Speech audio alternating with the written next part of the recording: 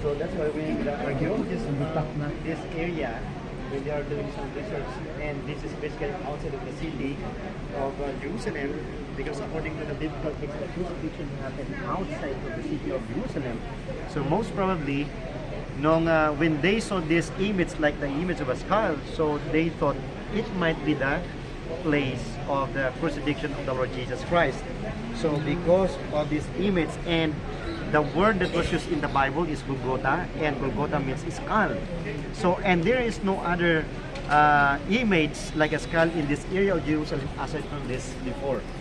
And maliban dyan mga kapatid, during the Roman era or Roman time, actually the crucifixion was not done at the top of the hill.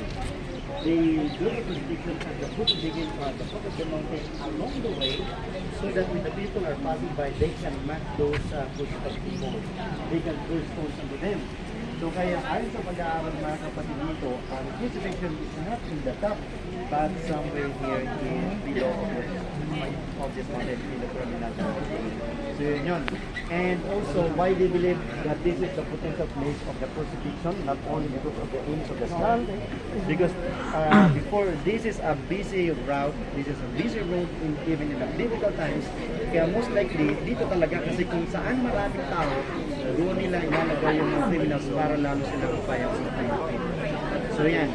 And interestingly, why we believe, or why they believe that this could be the potential place, because after the crucifixion, and we're going to read that in the passage later on, the Bible says near to the crucifixion there was a garden.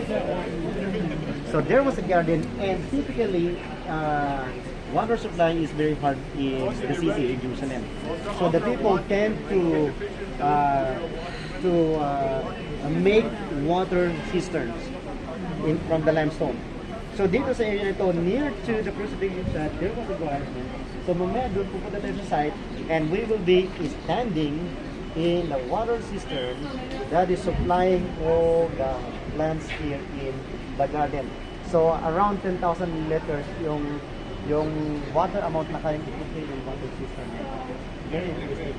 And then we have also wine press here, signifying that this area is a garden way back in those days. Okay. So yun yung cover nila dito sa area nito. That's why they believe this is the potential site. Picture. So pwede nyo itong picturean, and mag-group picture na tayo dyan. Okay?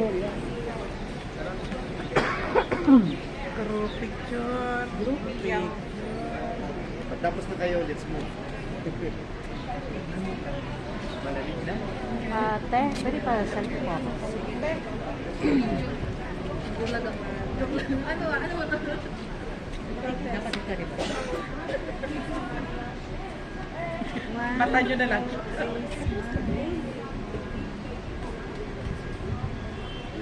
Okay, 1, 2, 3, 4. 1, 2. Ito parang galit na tao.